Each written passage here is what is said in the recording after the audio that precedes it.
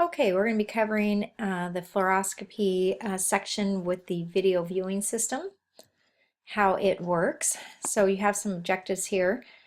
Go ahead and look through those. So where we left off on last week's lecture was the types of automatic brightness stabilization circuits. So on E, the closed circuit television system. So I wanted to cover that this week. So the video signal is transmitted from one component to the next through cables rather than through the air like in broadcast television. So the components are the camera control, and the monitor. So the TV image is made up of a mosaic of hundreds of thousands of tiny little dots. So all the dots have different brightnesses. Each contribute to the total picture. If you look real close, you'll see the dots. The dots are arranged in a specific pattern along the horizontal lines called horizontal can lines. You have to have 525, but the newer units have over 1,000, so double, so 1,050. Viewing and recording systems. When originally introduced, the image from the image intensifier was viewed using mirror optics. Conventionally, the viewing system is now television monitor, which actually now that's kind of old school. It is LCD and it's also plasma, which we'll talk a little bit about. I'm not going to go too deep into that. There are two devices commonly used today to accomplish this. Typically, it is the camera tube and the charge couple device. So camera tubes or television camera tubes. The output phosphor of the image intensifier is optically coupled to the television camera, so it's got the same size window. The lens system conveys the fluoroscopic image from the output phosphor of the image intensifier to the TV camera. The image is converted to a video signal. This signal is transmitted through cables to the camera control unit. Then it's amplified and forwarded to another cable to the TV monitor. So here's pictures of the Vidicon camera, television camera tube that we're going to be talking about. That's the most commonly used. So you can see here the reason why it's most commonly used is inexpensive, compact, and lightweight. So the most important part is a Vidicon tube, a small electronic vacuum tube with 1 inch in diameter and 2 inches in length. The disadvantage is lag or smearing of the images. So the one thing is lag reduces quantum model, so that is kind of a positive by using signal averaging. So the disadvantage of these Vidicon tubes is the lag. So the Vidicon tube is connected to the output phosphor of the image intensifier by either a fiber optic bundle or an optical lens system. So this gives you a picture here of what the tube looks like, and here's the lens. So they have a glass envelope, and the reason why they have that is maintains the vacuum and mechanical support, just like our glass envelopes for our tubes. It has a cathode or an electronic gun. So with that, it does thermionic emissions. It has static grids for focusing of the electrons and a target assembly which serves as the anode. So you can see here, it's our electronic gun with our control grid. And then you have the accelerating grids with the electron beam coming right down the middle. We have the steering coils here, and here's your target plate, which is your anode. You have your glass envelope coming around the outside, and the whole idea is to get it to a video signal or visible light out. So the tube is surrounded by two pairs of coils. So there's electromagnetic focusing coils and electrostatic deflecting coils. Images from the eye is focused onto the target assembly, which consists of the following 3 layers. So there's 3 layers. So there's the glass faceplate, the signal plate, and the target. The faceplate is the outside layer of the window. It's the thin part of the glass envelope. It allows light to pass through a vacuum tube on its way to the target. Inside is a thin layer of metal or graphite called signal plate. So the signal plate is a thin transparent film of graphite. It's on the inner surface of the faceplate. It's an electrical conductor with a positive potential difference of about 25,000 volts. Sounds familiar, huh?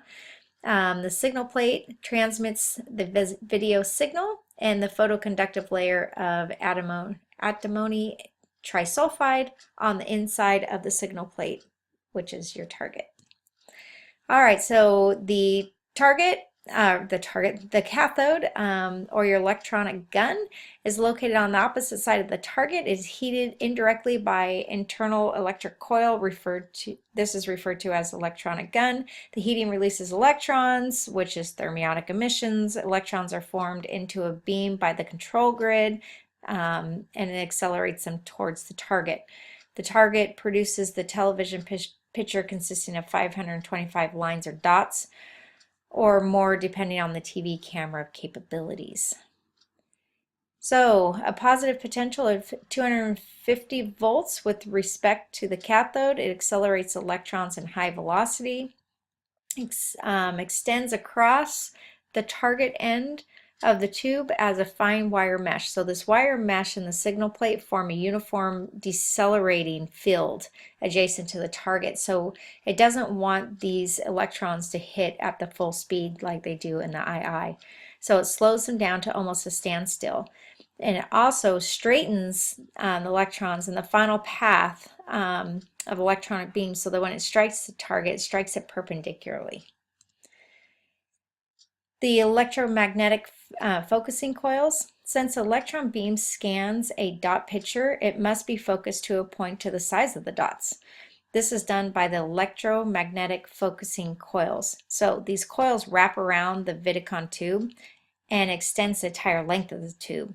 It also creates a constant magnetic force that forces the beam of electrons into a narrow bundle. So the electrons like to repel each other, and they're brought together by a focusing cell. Deflecting coils. Electron beam is steered by variable electrostatic fields called deflecting coils. They wrap also around the Vidicon in a similar manner to the focusing coil. They're vertical deflecting by alternating the current on the coil. So it focused, the electron beam is moved up and down to scan the target. The other coil moves the beam from side to side in a horizontal line. So all the coils work together over the target to create the image. This gives you an idea of how that works if you're visual, if this helps you. So the Vidicon target, it is functionally the most important element in the tube. So a thin film of photoconductive material made from antimony trisulfate suspended in globules in a mica matrix. So a globule in diameter is very small. You see that at the 0.001 inch. It's tiny light sensitive elements from which the dot picture, which forms the dot picture. They act as tiny capacitors that store an electronic charge. When the light from the output phosphor of the II strikes the window, it is transmitted through the signal plate to the target. If the electron beam is incident on the same part of the target at the same time, some of the electrons are conducted through the target to the signal plate, and from there out of the tube as a video signal. If the area is dark, no signal is produced. So the magnitude of the video signal is proportional to the intensity of light. So here's a little graph to help you understand what I just said. So if there's no light that comes in, then you have no video signal. So if a dim light comes in, you're going to have a real small video signal, where if you have high intense light coming through, you're going to have a large video signal. So you can see that there. So the cathode consists of an electronic gun and control grid. So this is kind of review here. The anode of the tube consists of the following. It has a faceplate, so it's a thin segment of the glass tube, a signal plate, which is a thin layer of conducted graphite material bonded to the faceplate, and a target layer, a photoconductive layer made of antimony trisulfate in a Vidicon tube and lead oxide in a Plumicon tube. So they do a sweeping motion, which is a raster pattern, and the sweeping motion is very fast, approximately 1 million sweeps per minute. We're going to talk about a raster pattern a little bit further down the road here. The way the tube works. So the electron beam is activated and begins sweeping the anode target.